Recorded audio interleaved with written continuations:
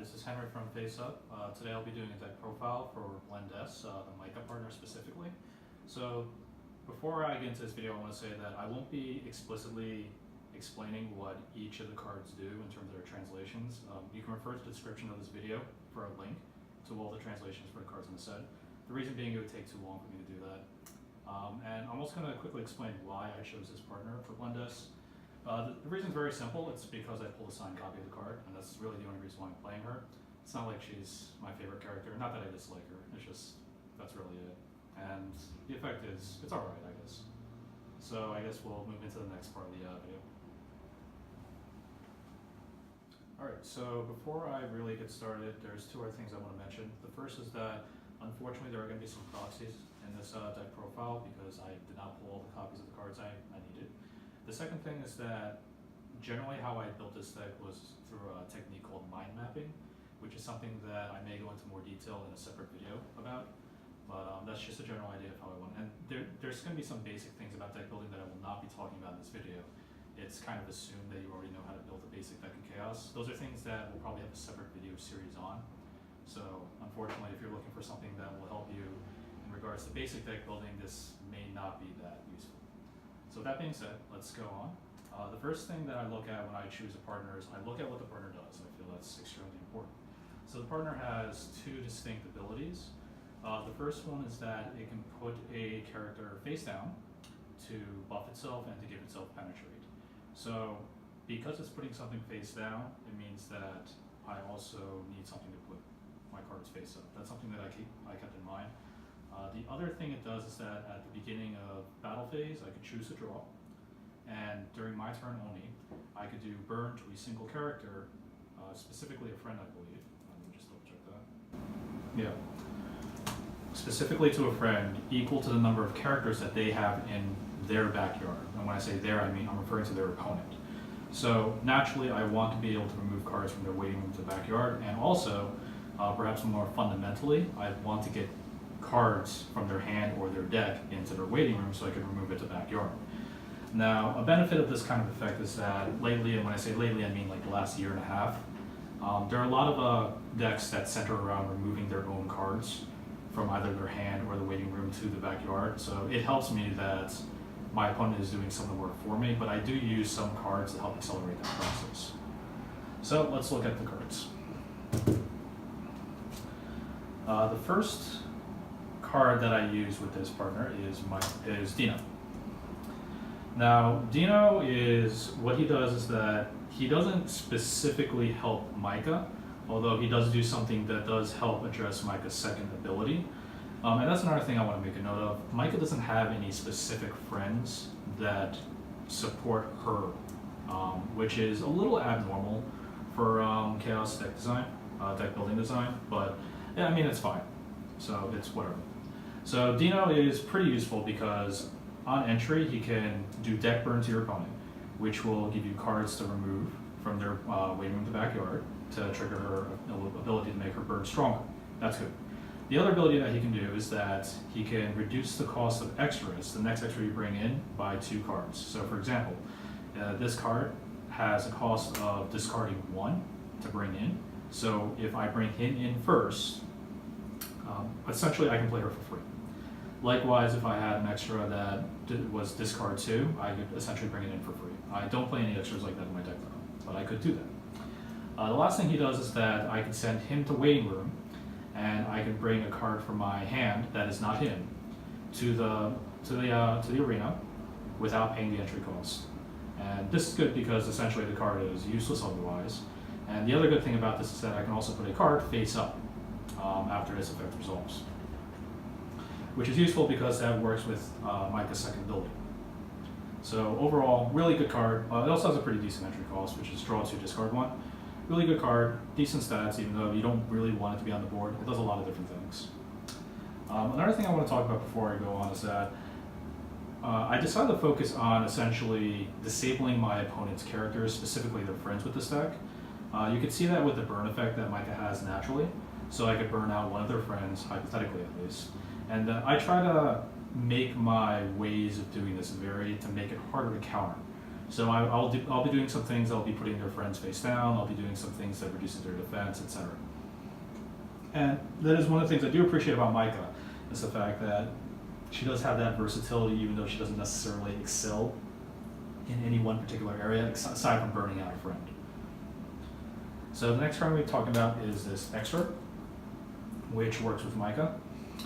This extra is extremely important because Maika is not that impressive unless she has the extreme status attribute active. And the only way you can get the extreme status attribute active is by having this card in your extra deck face up. So what this card does is, if I choose to bring it in, I say this because there's a way of putting it face up without bringing it in. But if I choose to bring this in, it can do deck burn to my opponent, so I can get some cards in from the deck into the waiting room, which will allow me to put cards from their waiting in the backyard via her effect. That's a good ability. The other thing is that I can return it back to extra deck and put one of my characters face up, again, which synergizes with her ability by putting something face down. So it's another good ability. But more importantly, I want to put her face up so I can get the extreme status attribute. This is going to be a reoccurring theme that I'll be doing with multiple characters in my deck, even though they're not quite as important as Maika, but they're still important, especially one of the friends I'll be talking about coming up soon. So in order to help remove cards from my opponent's waiting room in the backyard, I play this event, which essentially allows me to remove up to 2 cards from their waiting room in the backyard, and also it allows me to put one of their standing characters to rest if that character entered this turn. This card, I like this card a lot for a couple different reasons. One, it's essentially costless because there's no cost to play it. 2, it allows me to remove cards from their waiting in the backyard, which I think is just in general a really powerful ability. And 3, it allows me to kind of slow down their turns. It doesn't necessarily mitigate attacks, but it does allow me to slow down their turns. And while there are ways of getting around this ability, the fact that this is costless, and the fact that this, regardless of whether or not the opponent keeps their character standing or rested, it still helps with Maika's ability by getting their cards from the waiting room to the backyard. Another card that I play with this deck is this set. So this set is a generic set that salvages events on play. It also has a specific ability that works with Maika when she has extreme status attribute, and that is when she attacks her guards, if there's a face down character between either player, if either player has a face down character, then she'll gain an additional +2/+2, which it's nice. And considering that event salvage in itself is also good, like I think it's just good to have.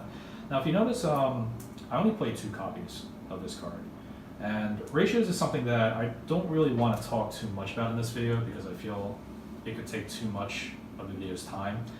But generally speaking, I find that 2 copies of this card is good, but I could definitely see why people would want to play 3 or even 4 copies of this card.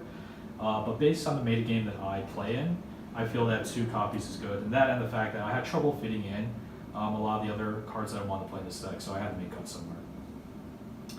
Now, the next friend that I want to talk about is probably one of the most important cards in this deck, even though it doesn't directly synergize with Maika at all. But it does go with my game plan of disabling my opponent's friends. So I play 2 different Mafuyus. I'm going to lay them out.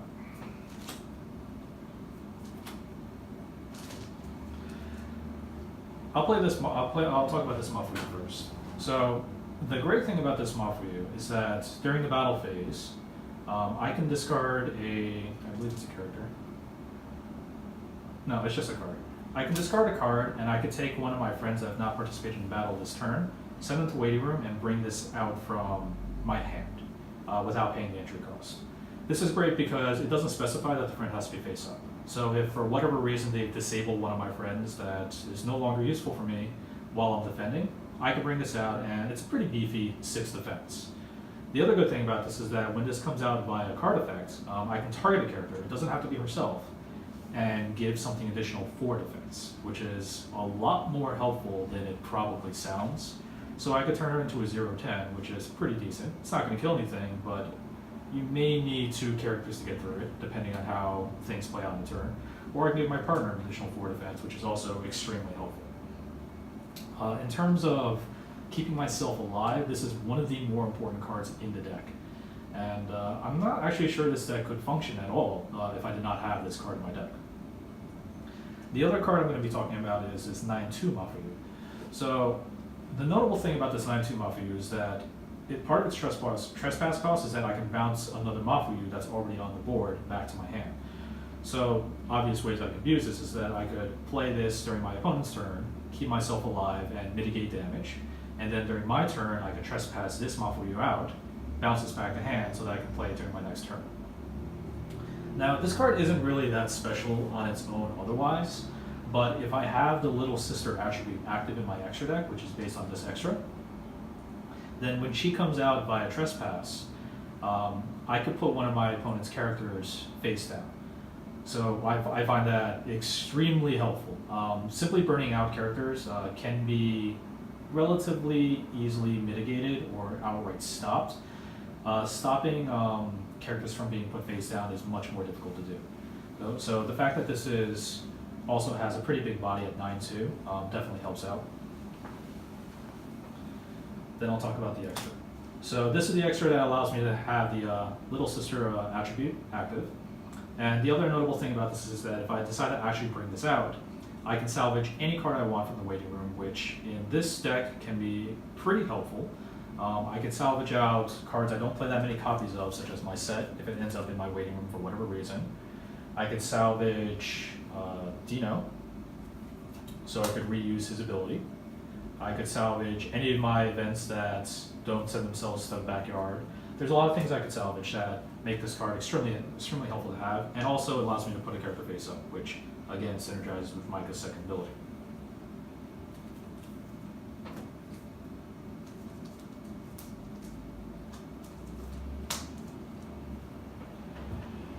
So now I'll be talking about Hidari.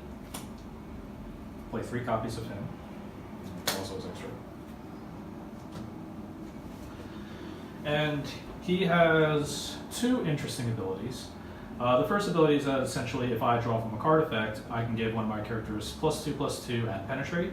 This is good because I could give that 9-2 penetrate. It does not have penetrate naturally. And I can turn it into an 11-4. I could also give himself penetrate and +2/+2, so I can turn it into a 9-5 with penetrate, which is pretty decent. The other thing is that if I have the idle attribute active, which is done by this extra, when one of my characters enters not via trespass or card effect, then I can give something -2 attack and -2 defense. But if I have the idle attribute active, it's -4 instead. This is pretty good because -4 is usually the sweet spot in terms of being able to put a character face down, or at least a friend face down. But even if you're not able to put it face down, -4 is also just a pretty strong, I guess you could say, debuff to the opponent's characters.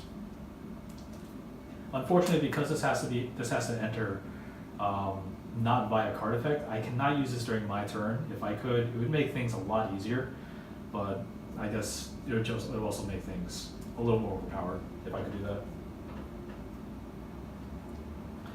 I mentioned before that bringing out an extra in a traditional way is not the only way I can put my extra cards face up, and that's because I can also play this event, which allows me to do that. I like this event for a couple different reasons. One, it has multiple effects, which is something that I tend to favor. I like having versatility in my cards rather than having a card do a single ability, unless that single ability is really powerful. The other thing is that the cost is essentially free, which is another thing that I like. I like card efficiency in my cards. The third thing is that it directly helps my deck because the cost is to put one of my extra cards from face down to face up. So I don't have to risk bringing out any of my extras for whatever reason. And the card itself is also helpful because it allows me to remove cards from my opponent's waiting in the backyard, which will help Maika's burn ability. It could remove skills from a character with penetrate, which will help me out in defense. And it can also tap a friend, which can be helpful, I suppose. But this is a really useful card. Something that I probably wouldn't play 4 copies of, and it's probably something you could even get away with 2, but I feel that in the type of decks that rely heavily on attributes, it's a really nice card to have. Here's something I forgot to mention with Irari. I'm going to go back and talk about his extra. So when I bring out this extra, it allows me to put a friend with entry cost face down. Extremely powerful. And the other thing about this card is that I can also put one of my extras that's currently face up to face down as long as they have a name. This extra has a name. So if you play your cards right, you can kind of abuse this ability almost every turn, while also recovering one of your cards by putting it face up. Again, going with the theme of disabling my friends, my opponent's friends.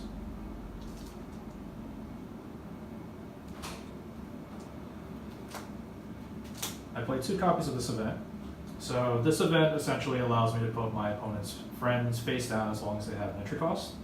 It has another ability, I think, which I will probably never use, so I'm not really going to talk about it. The main thing is that it's essentially a costless way of putting one of my opponent's friends face down.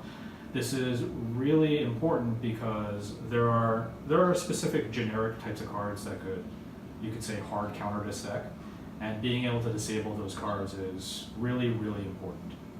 Especially cards that can completely mitigate character burn, or even cards that will automatically tap characters that come in by a card effect or trespass. So being able to disable them at essentially no cost is really helpful. It does put something from face up to face down as part of its cost, which can be problematic depending on what happened to you during the previous turn, but otherwise you don't have to discard a card to use it. Finally, I play 2 copies of this. So the main reason why I played this event is in case one of my characters gets tapped that I do not want to be tapped, and this allows me to untap that character. That's essentially the main reason why I play it, and it's also, it's kind of misleading because technically the play the card, it doesn't have a cost in terms of discarding, but in order to use the untap ability, I have to discard one. So it does have a cost, but it doesn't. If that makes any sense. This actually does have a second ability which can be situationally useful, which I'll talk about later in the video. That's it. So now I'm going to talk about cards that I consider to be more of the general support of the deck, and they don't necessarily directly help Maika and her primary game plan of disabling my opponent's characters, but they help me stay alive, which is kind of important. And they also help me dig through cards, just provide general utility in order to function as a deck. So the first thing I'm going to talk about is Akitsuki. So Akitsuki is just in general a really nice card to have. He's got a pretty good entry cost of draw 2, discard 1.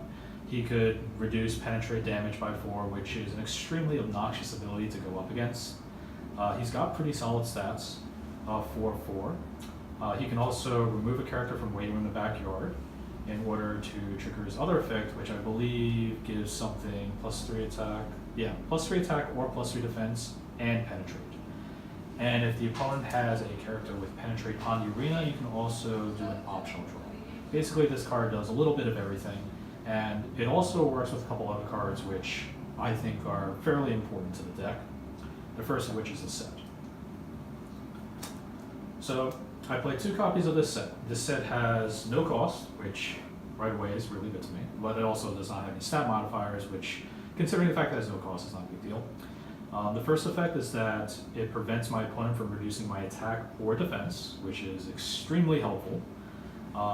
And the second ability is that if you put this on a face-up Akitsuki, at the beginning of my battle phase, I can choose either attack or defense and give a character +2 of that. Very, very helpful to have. Very good set. The other thing with Akitsuki is extra. So this is a generic type of extra. Basically, I remove a character from my waiting in the backyard, and when it enters, I can choose, I discard a character from my hand to waiting room in order to bring this out. And when this enters, I can send 2 cards from my waiting room in the backyard to activate its ability where I can target a character and it cannot gain stats for the turn, which include attack and defense. In my opinion, this is actually one of the best extras in the game, and if your deck is heavily reliant on attacking, I believe this is almost a staple in any extra deck, assuming you can fit it in and assuming you play with the character that you want to play in your deck. The fact that I can also send it back to heal something is also very nice because there are times where I'm putting something face down because of Maika's ability and I need to bring something face up.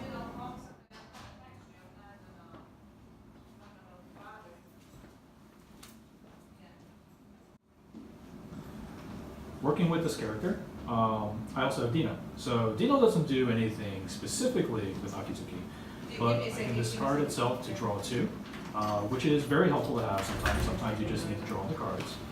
But more importantly, when this is sent from waiting room to backyard via cost or card effects, I can give a character +2/+2. So that synergizes very well with both Akitsuki and his extra. So I can give something additional +2/+2. Very nice to have.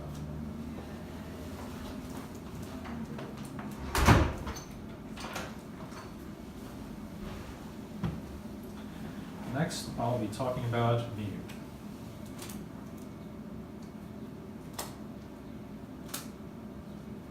So, I play 3 copies of this Miyu. Now, the primary reason why I play this Miyu isn't necessarily because I want this card to be out at all times, but it's to kind of cover some of the more generic holes that my deck has, and to make it a little more difficult to just be able to, I guess, steamroll via certain effects. So this gives me essentially anti-burn 3, which is a nice generic effect to have. And it also allows me to tap a character if they come out via trespass or a card effect automatically. It's just a nice generic card to have. It's not something that I necessarily want at all times, but it does have 2 extras, which are useful. The one thing I will say is that this character in itself does not need its attribute to be active in order to be effective. Its attribute being the older sister attribute. So this extra I put in there primarily for this extra, which I'll talk about in a minute. But this extra allows me to have the older sister attribute, and also allows me to scry 4 and to put one of those cards to the bottom of my deck. Really useful ability. Scrying is extremely powerful when utilized correctly in this game. And just like all the other extras that are similar to this, when I send it back, I can put one of my characters face up, which directly benefits my Maika in terms of paying her costs. Now, this extra, this is the only 2-character or multi-character extra I play in the deck. It's kind of difficult to explain why I play this extra, and it's not necessarily something I would want to bring out at all times, but basically it can give itself penetrate, which is pretty decent considering it's essentially an 8/4 body, so it's a pretty decent attacker. It still has the stat gain that the regular Hinari has, so I'm not necessarily losing that, and I'm not necessarily losing penetrate. Now, it does prevent me from targeting a character and giving them penetrate, which is, actually no, I'm sorry. Yes, it does prevent me from targeting a character and giving a penetrate, which the other Hinari has, but I find that this can be situationally useful, and the other reason why I have this is that by having these 2 characters out, it allows me to have a character with multiple attributes at the same time, which triggers that event that I was talking about before. So this event's second ability is that if one of my characters has 2 or more attributes, I can, I believe, discard 1. Yes, I can discard 1, and I can give that character first defense on top of what it would have gone already, which is +3 attack. Considering that this is already 8 attack base, that makes an 11 attacker with first defense, which can make it pretty difficult for non-partner cards to get through. So I find that this is it's pretty good. It's not something I would necessarily rely on, but there could be times where I could see this being helpful.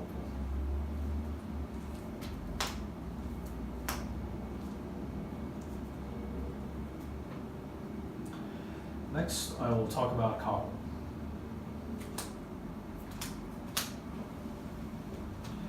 So, I only play 2 copies of Kaho. This is one of the things I actually struggled with the most in this deck, because I would prefer to play 3 copies of this card, but I couldn't find space for it. Now, the only real reason why I play this character is because it allows me to do anti-burn in case I bring out this extra. So if I have to not have the 2/4 Miyu, which I'll bring out, if for whatever reason I decide that I no longer want this on my board and I want this on my board instead, but I still want the anti-burn because I'm worried about their character burn, then I can bring out this Kaho. This Kaho also does something else with the second effect. It's not as important, but it does give, it's got decent stats, I suppose, 3/4. The extras are also not really terribly important. When this comes in, I can burn a character 6, which can be nice. It can be situationally useful. Likewise, I can give the Tsundere attribute, and I can put something face up. The other thing is this extra, which I imagine I will probably not be using that much, but it allows me to scry 3, and it also allows me to put one of my characters face up. So it's situationally useful, something that my deck doesn't focus on, but if I need to use it, it's there.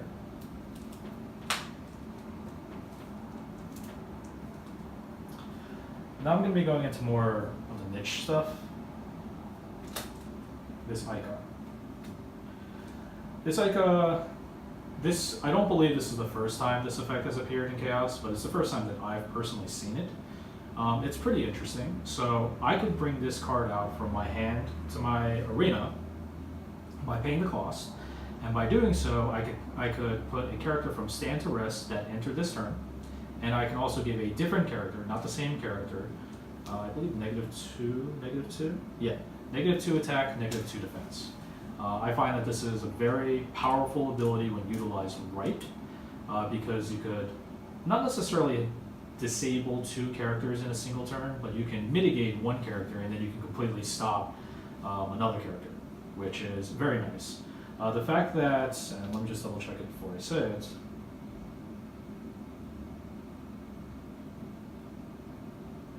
the fact that this does not require you to send a friend to waiting room or back to your hand or anything in order to play this is also extremely powerful because it gives you another body to play with. And usually when your opponent is trying to disable your characters, they do most of their stuff during their main phase, and because this happens during battle phase, it allows you to do things that you probably wouldn't otherwise be able to get away with. I think it's a very, very handy defensive card, but it's not so powerful that I would play a lot of copies of. Some more generic events that I play. So for those who've been playing ChaOS for the last year or so, this is kind of a generic effect where it reduces all damage that the player takes, in this case by 6. Now what makes this event unique compared to other events like this is that it reduces it by 6 for the entire turn. So usually events like this, they'll only do it for that one particular battle. So while this won't reduce the attack as much as some of those other events, this will reduce it for the entire turn. And depending on how they structure their offense for that turn, this can mitigate a lot of damage, and it can also potentially save you from dying.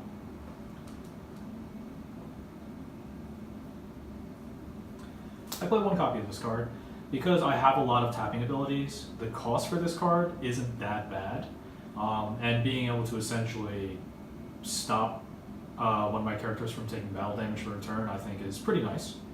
But because of its potentially steep cost, and because of the fact that you can kind of play around it if you know it's coming, I only play a single copy of it. It's something that I don't necessarily rely on.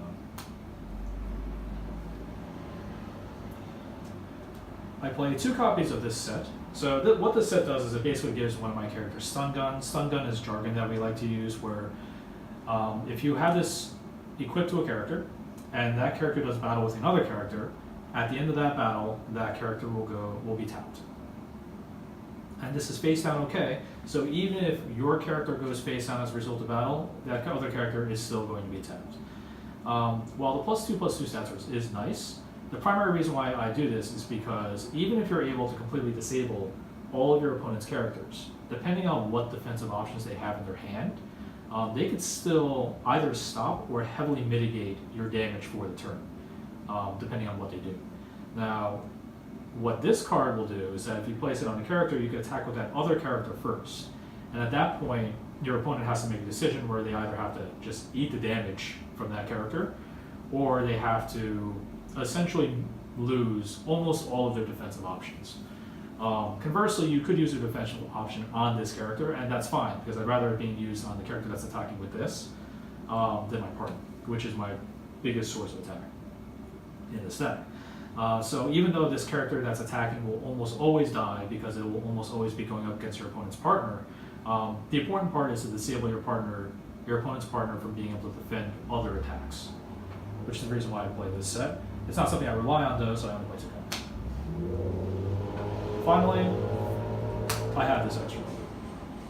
Now, normally extras like this are more integral to the deck that you put them in, but this extra, in all due honesty, is kind of useless. It's only there as an extra deck filler and something for extreme emergencies. Basically, I can put this from face down to face up to draw a card. That can be situationally useful. The other thing is that I could do some character burn and I can also do some salvaging, but it's not something that my deck heavily relies on. And more than likely, I don't need the character burn because Maika's ability is usually enough combined with my other abilities in my deck. And that is my deck. Hopefully this deck profile has been useful to anyone. If you guys have any questions, feel free to leave comments below and we'll try to get back to you.